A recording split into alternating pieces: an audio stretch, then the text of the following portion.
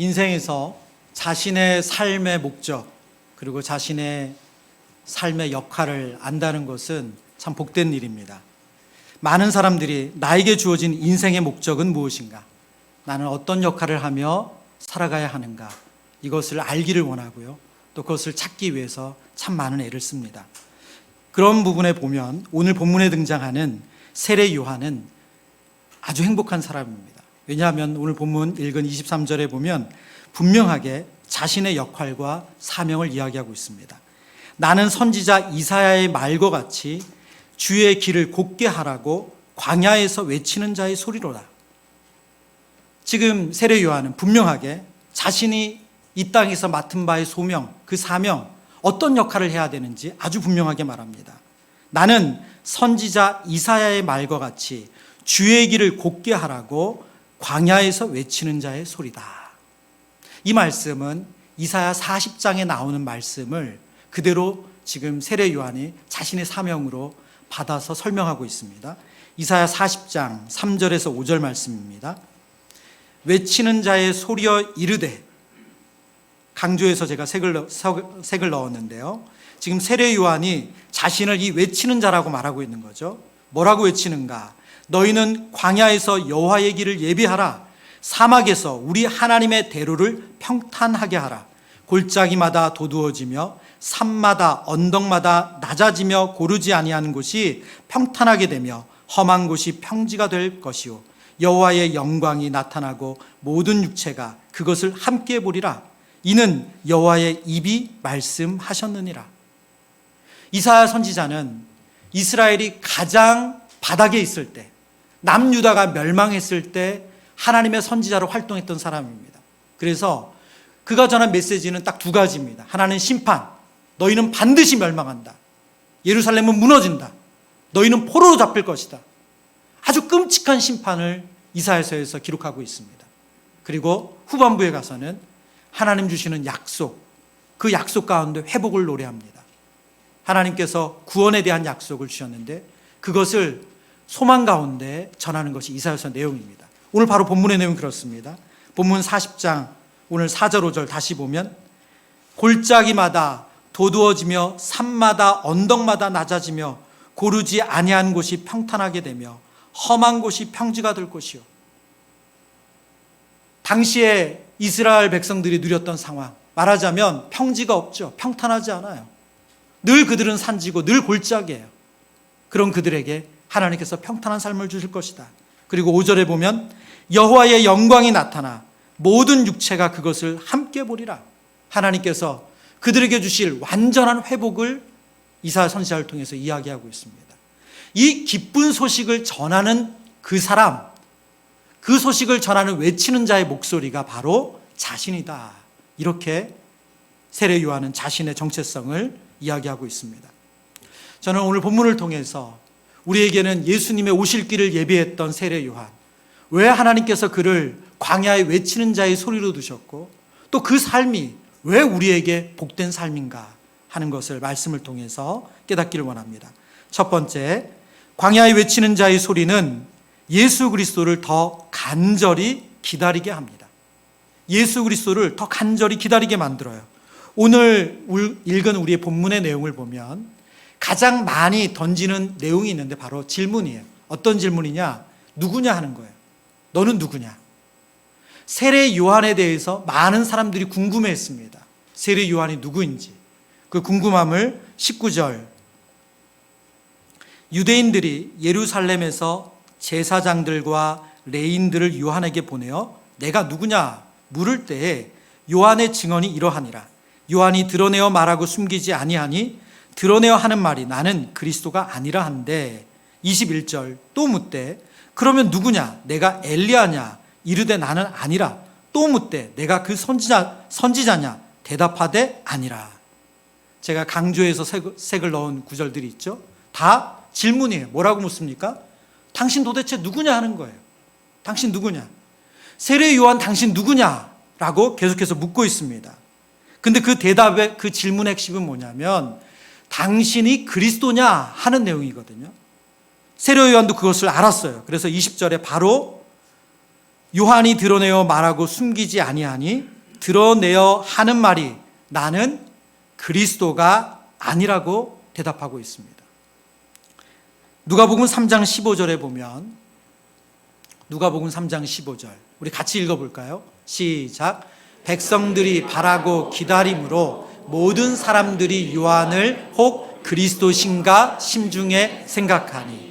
오늘 요한복음과 병행 구절인 누가복음에 보면 대부분의 사람들이 마음에 세례 요한을 보니까 세례 요한이 우리가 기다리던 메시아, 우리가 기다리던 그리스도가 아닌가 하는 마음을 가졌다는 거예요.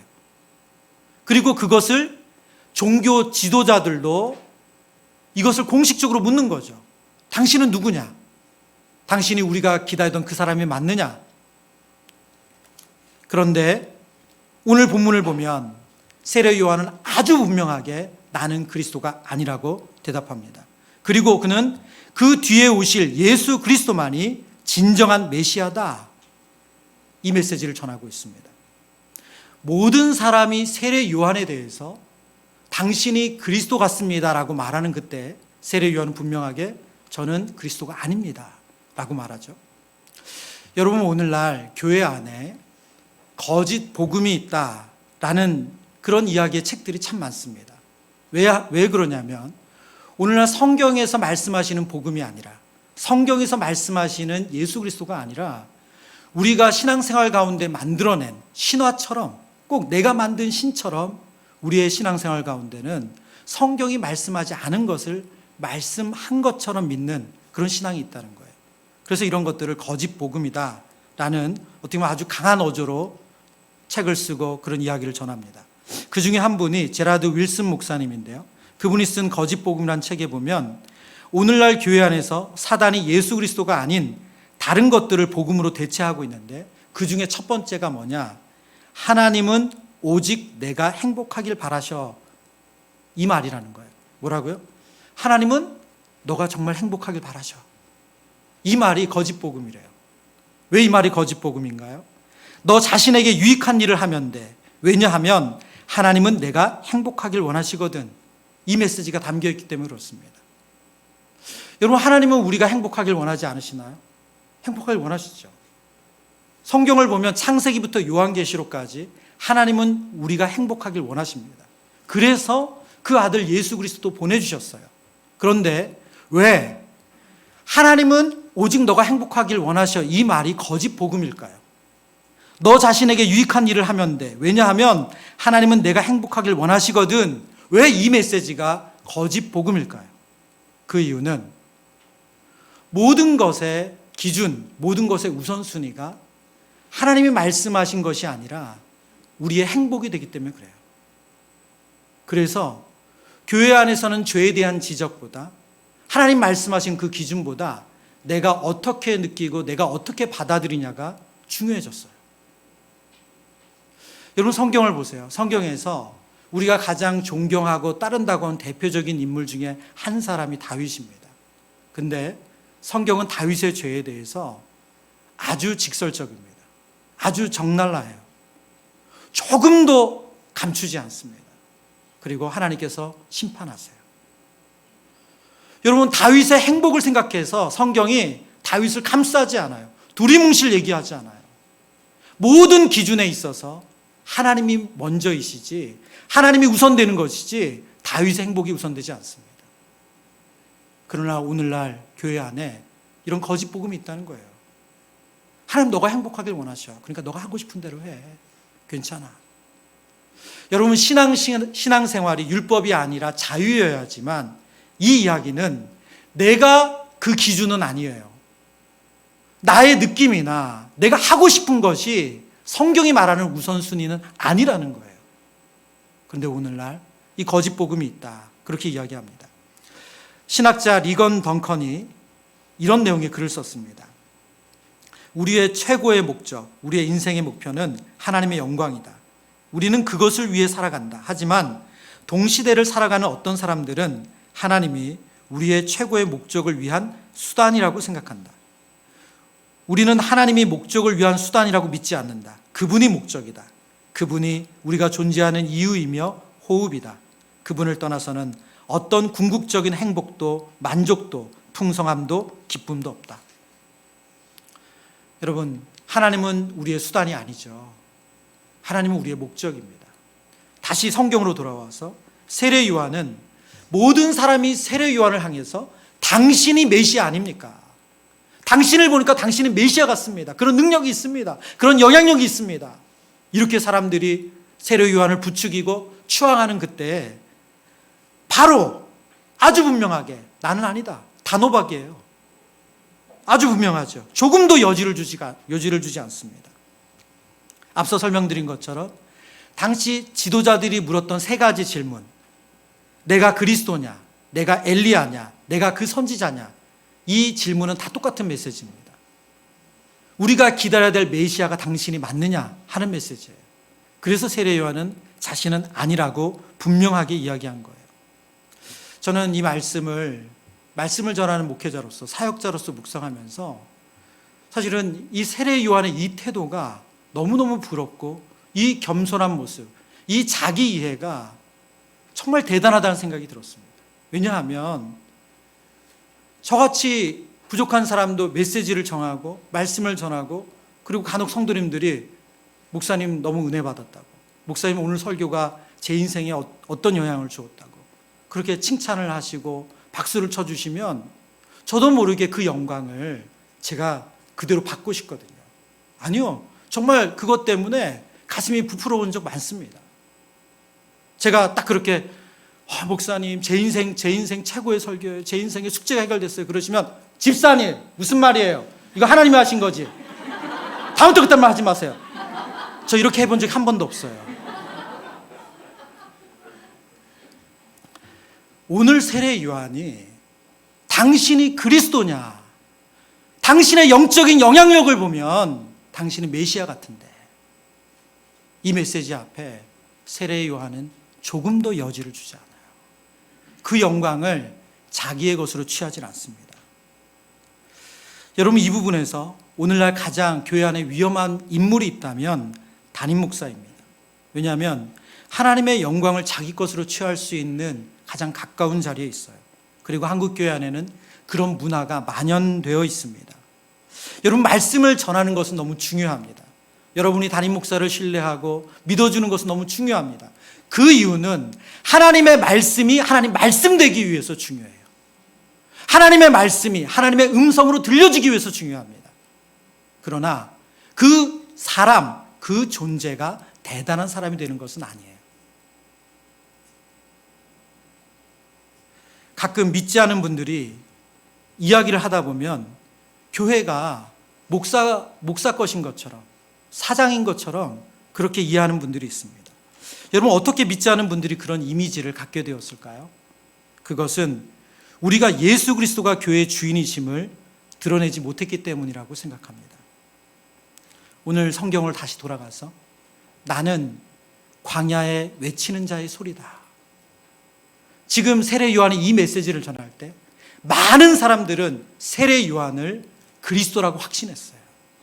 거의 세례 요한이 고개만 끄덕이면 세례 요한은 하나님의 아들이 되는 거예요. 세례 요한은 그 영광을 다 받을 수 있는 그런 위치에 있습니다. 그런데 세례 요한은 조금도 꿈쩍이지 않습니다. 그리고 정말 추호도 여지가 없이 나는 아니다, 나는 아니다, 나는 아니다. 여러분 생각해 보세요. 간절히 누군가 이 사람이 우리가 기다리던 그 사람이라고 생각했는데 그 사람이 아니래요. 그 사람은 기다리던 그 사람이 아니래요. 그럼 기다리던 사람들 마음이 어떨 것 같아요? 더 간절해지죠. 더 간절해져요. 여러분, 지금 세례 요한은 자신의 역할을 충실하게 함으로 말미암아 뒤에 오실 예수님을 더 간절히 기다리게 만들고 있어요. 소망하게 하고 있어요. 지금 이스라엘 공동체는 로마의 압제 속에서 그들이 구약에 예언되신 그 메시아, 그 하나님의 아들이 오시길 너무나도 간절히 숙고하고 기다렸어요. 그런데 그럴 만한 인물이 나타난 거예요. 그럴 만한 영성을 가진 사람이 나타났어요. 그런 능력을 보유한 사람이 나타났어요. 그래서 공동체가 달려들어서 당신은 그 사람이죠 하는데 아니래요. 확고하게 아니래요. 그 공동체는 더 간절히 기다리지 않겠어요? 더 진짜에 대해서 목마르지 않겠어요? 저와 여러분이 하나님의 영광을 가로채지 않을 때, 하나님의 자리에 가지 않을 때 저와 여러분을 통해서 예수 그리스도를 더 갈망하게 됩니다. 여러분, 목회자가 딱 그 역할만 할 때, 말씀을 전하는 그 스피커 역할만 할 때 여러분은 하나님을 더 가까이 경험하게 될 거예요. 그런데 그 중간에 자꾸 사람을 끼워넣기 시작하면 그때부터 우리는 예수님에 대한 목마름, 하나님에 대한 목마름이 작아져요. 광야에 외치는 자의 소리 두 번째는 예수 그리스도의 능력을 더 기대하게 만든다는 것입니다. 25절, 또 물어 이르되 내가 만일 그리스도도 아니요 엘리야도 아니요 그 선지자도 아닐진데 어찌하여 세례를 베푸느냐. 누구냐라는 질문에서 세례 요한이 아니다 하니까 질문이 바뀌었어요.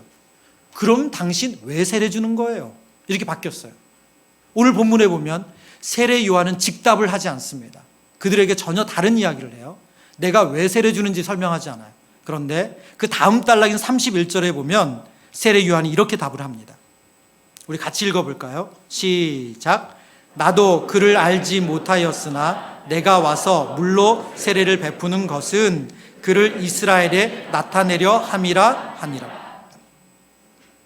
세례 요한이 자신의 물로 세례 주는 목적이 뭐라고요? 그를 이스라엘에 나타내게 하려고. 지금 세례 요한도 어느 분이 예수 그리스도인지 어느 분이 메시아인지 몰라요.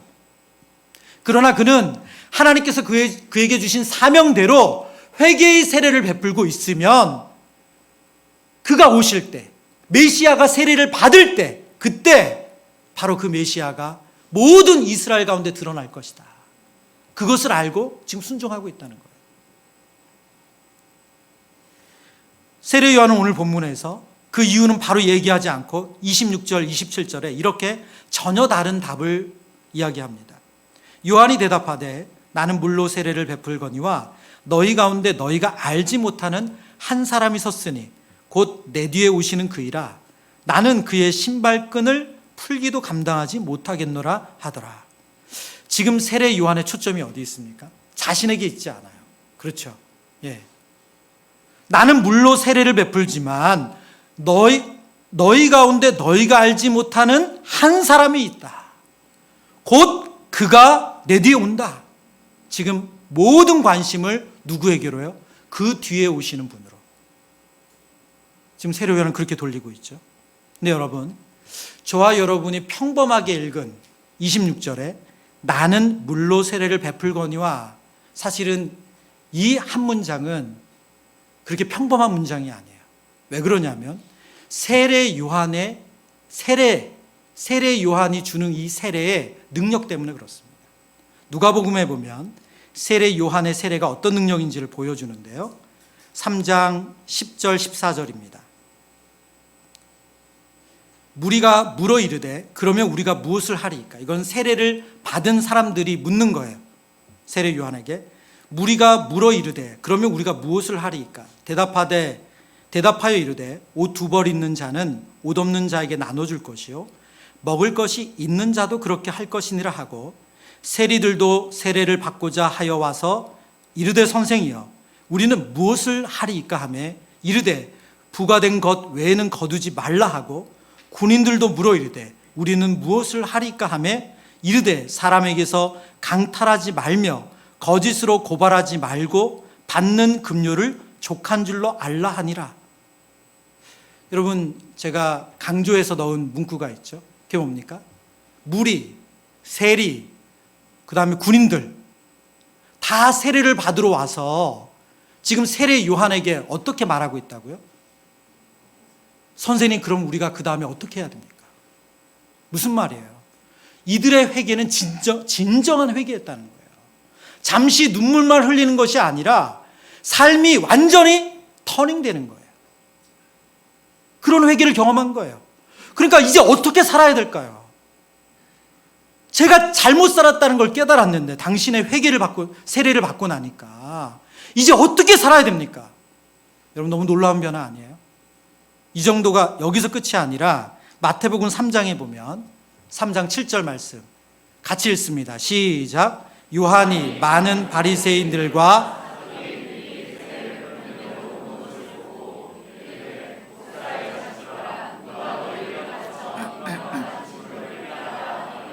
아멘. 여러분, 누가 세례 요한에게 와서 세례를 받으려고 해요? 많은 바리새인들과 사두개인이에요. 당시에 가장 큰 두 그룹, 율법을 믿고 따르는 종교 지도자들 두 그룹, 이 두 그룹이 다 세례 요한 앞에 와서 세례를 받았다는 거예요. 하나님의 진노를 피하기 위해서. 지금 세례 요한이 나는 물로 세례를 주거니와, 이 말이 그냥 세례 주었다 그 정도의 뜻이 아니라는 거예요. 그게 얼마나 큰 능력을 가지고 있었는지, 그 세례를 받고 얼마나 많은 사람들이 회개했는지, 이 이야기를 듣는, 세례 요한의 이야기를 듣는 사람들이 다 알고 있어요. 그것을. 근데 그가 뭐라고 말한다고요? 그 영광을 자기에게로 가져가지 않고, 나는 물로 세례를 주었는데 나는 아무것도 아니야. 내 뒤에 오시는 분이 있어. 너희 가운데 있어. 그분이 곧 올 거야. 지금 이야기를 하는 거예요. 여러분은 별 감동이 없어 보이셨는데, 여러분 티저 광고라는 말 들어보셨죠? 티저 광고. 요즘 뭐 많이 이렇게 다양하게 하는데요. 티저 광고는 뭡니까? 브랜드를 드러내놓고 하지 않고 그 브랜드 대신에 다른 어떤 이미지를 먼저 광고를 해가지고 나중에 그 브랜드를 드러내게 하는 광고죠. 이 티저 광고로 가장 유명했던 광고 중에 하나가, 여러분 아마 아실 거예요. 선영아 사랑해. 여기 선영 씨 계신가요? 네. 선영아 사랑해. 네. 어느 날 갑자기 버스에 선영아 사랑해, 지하철에 선영아 사랑해. 그래서 많은 사람들이 너무 궁금했어요. 저 선영이는 좋겠다. 정말 너무너무 궁금했어요. 아무것도 없이 그냥 선영아 사랑해밖에 없어요. 실제로 지하철역에 그 광고가 딱 실리고 나서 지하철 역사에 정말 전화가 많이 왔대요. 선영이가 누구냐, 그리고 그 광고 어디서 한 거냐, 너무너무 문의가 많았대요. 그거에 관련된 기사에 보면 이런 내용이 있습니다. 지하철 광고를 집행한 서울 지하철 공사에는 선영이가 누구냐는 문의 전화가 빗발쳐 광고 담당자가 업무를 보지 못할 정도였다.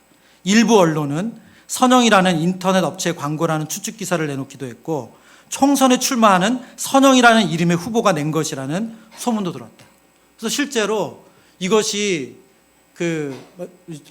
자신의 그 선거 전략이라고 생각해가지고 선거위원들도 도대체 이게 뭐냐라고 조사까지 했다는 거예요.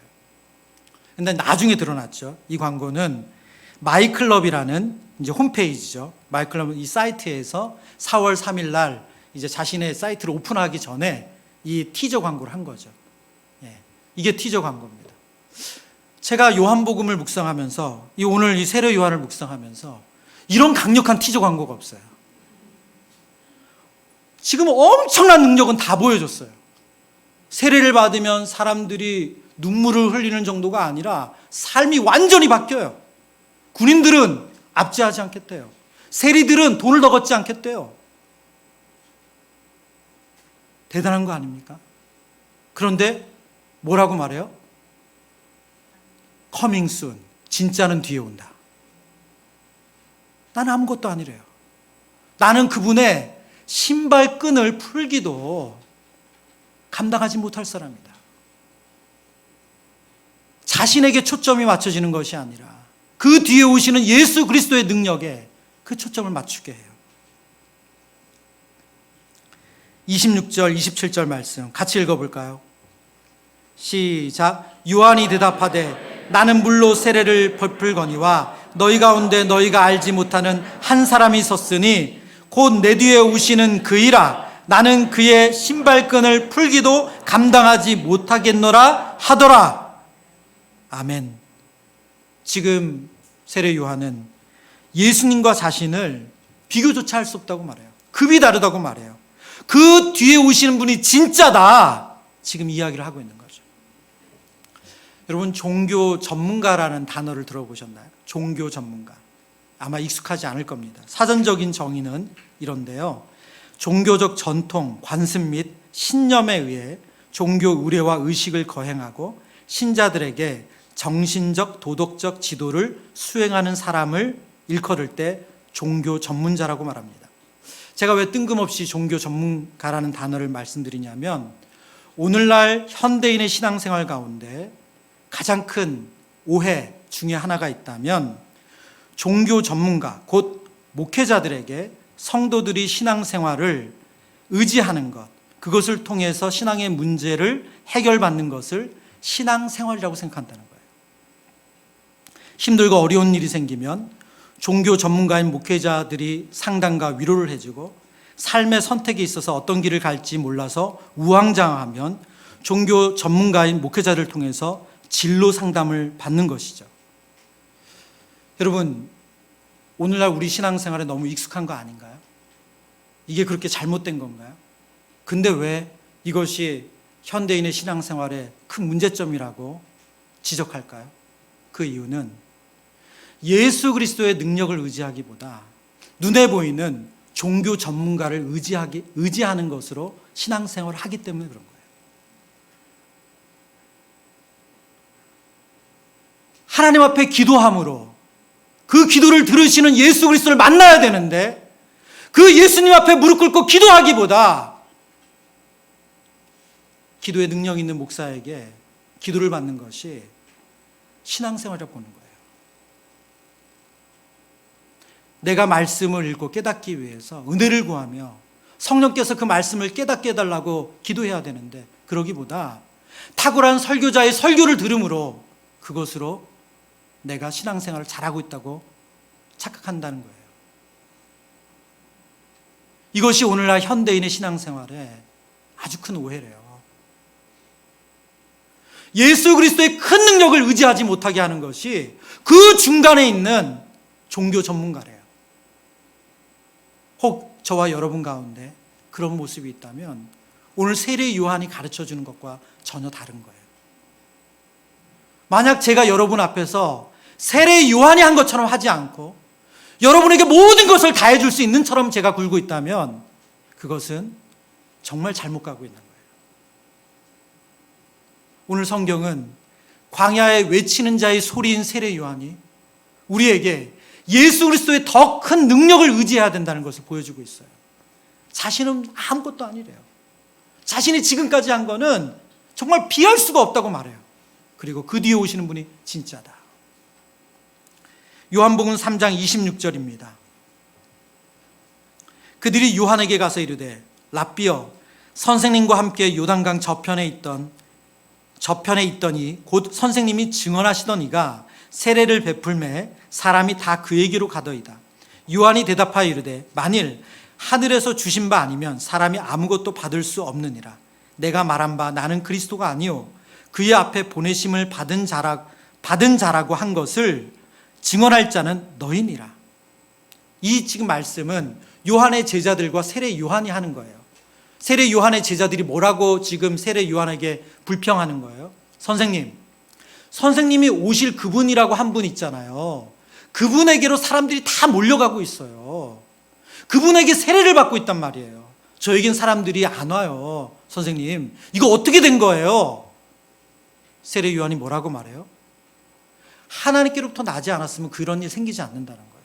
그리고 뭐라고요? 그 앞에서 보내심을 받은 자라고, 내가 그 앞에서 보내심을 받은 자라고 증언해야 될 사람들이 바로 너희다. 여러분, 세례 요한은 이것에 조금도 아쉬워하거나 안타까워하지 않아요. 이어서 뭐라고 얘기합니까? 29절, 요한복음 3장 29절 우리 같이 읽어보겠습니다.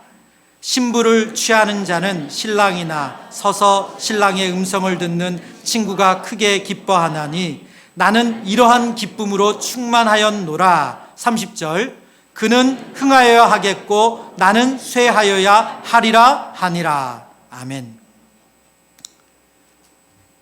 지금 세례 요한이 뭐라고요? 나는 신랑의 친구래요. 신랑의 친구인 내가 신랑이 신부를 얻어서 기뻐하는데 그럼 나도 같이 기뻐해야지. 신랑은 누구예요? 예수님이에요. 예수님에게 신부인 교회, 그 성도들이 가는데 내가 같이 기뻐해야지. 내가 왜 그걸 안 기뻐하니? 예수님은 흥하여야겠고 나는 쇠하는 게 맞다. 여러분, 광야에 외치는 자의 소리의 역할이 뭡니까? 예수님의 큰 능력을 의지하게 하는 거예요. 나를 의지하게 하는 게 아니라. 여러분, 우리가 물론 내가 기도해 줄게, 내가 도와줄게, 나쁜 말 아닙니다. 그건 정말 좋은 말이에요. 귀한 마음입니다. 그런데 궁극적으로 우리가 보여줄 건 뭘까요? 우리 뒤에 계신 예수님이죠. 우리보다 더 큰 능력으로 우리를 도우시고 우리의 기도를 들으시고 우리의 문제를 해결해 줄 수 있는 예수님이죠. 그분께 연결하는 게 우리의 역할이에요. 저와 여러분이 광야에 외치는 자의 소리가 되길 원합니다. 하나님께서 저와 여러분을 그렇게 불러주셨어요. 말씀을 정리합니다. 세례 요한이 이사야 선지자의 예언한 말씀처럼 광야에 외치는 자의 소리다. 그렇게 살았을 때 하나님께서 그를 어떻게 사용하셨습니까? 예수님을 더 간절히 기다리는 사람으로, 예수님을 더 간절히 기다리는 그 통로로 사용했다는 거예요. 두 번째는 예수님의 능력을 더 의지하는 사람들로 그를 사용했다고 말합니다. 저와 여러분이 하나님 앞에서 광야에 외치는 자의 소리처럼 쓰임받기를 원합니다. 내가 해줄게, 내가 도와줄게가 아니라 주님이 도우실 거야. 나도 그랬어. 주님이 들으실 거야. 나도 그랬어. 그래서 정말 우리의 문제 해결자 되시는, 우리의 문제에서 구원해 주시는 유일한 그리스도를 만날 수 있는 그 통로로 저와 여러분이 쓰이기를 간절히 축원합니다. 우리 그 마음의 소망을 가지고 주님 큰 영광 받으소서, 홀로 높임 받으소서, 우리의 모든 영광의 이름 되시는 그 주님을 찬양하기를 원합니다.